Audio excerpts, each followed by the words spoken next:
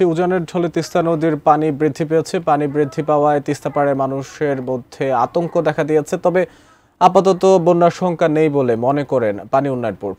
এ বিষয়ে বিস্তারিত জানাতে কুড়িগ্রামের রাজারহাট উপজেলার খেতাবখাঁ থেকে সরাসরি যুক্ত হচ্ছেন কুড়িগ্রাম প্রতিনিধি মনোয়ার হোসেন লিটন।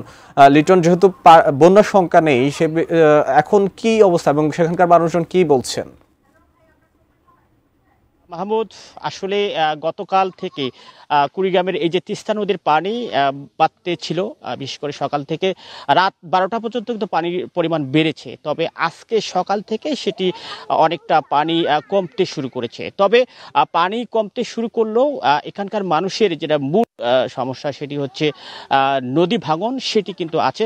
বিশেষ করে খিতাবখাঁ এবং ঢুসমারা এই দুই এলাকার দুই চরের নদী ভাঙন চলছে, সেটি আমরা জেনেছি। গতকাল যেটা হয়েছে সেটা হচ্ছে এই রাজারহাট উপজেলার ইউনো তিনি কিন্তু এই এলাকাগুলো পরিদর্শন করেছেন এবং তিনি এখানকার 200 জন মানুষকে শুকনো খাবার বিতরণ করেছেন এবং তিনি বলেছেন যে 550 আরও শুকনো খাবার প্রস্তুত আছে এবং সেই সঙ্গে অন্যান্য যে বন্যা আশ্রয় কেন্দ্র সেটি প্রস্তুত রয়েছে এবং নদী ভাঙনে যারা ক্ষতিগ্রস্ত, বিশেষ বাড়িঘর যারা বিলীন হচ্ছে তাদের জন্য ইমার্জেন্সি কিছু ব্যবস্থা নেবেন, এমনটা কথা তিনি বলেছেন।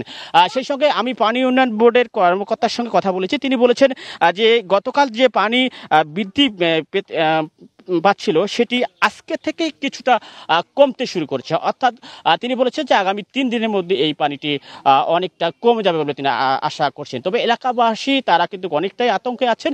বিশেষ করে এই পানি বৃদ্ধি যদি হয় সেক্ষেত্রে এই যে এই এলাকাগুলো ভাঙন চলে এবং বন্যাটা খুব কম পানিতেই প্লাবিত হয় বেশি, সে আতঙ্কটা কিন্তু আছে এই বন্যা, বিশেষ করে এই তিস্তা পাড়ের মানুষের।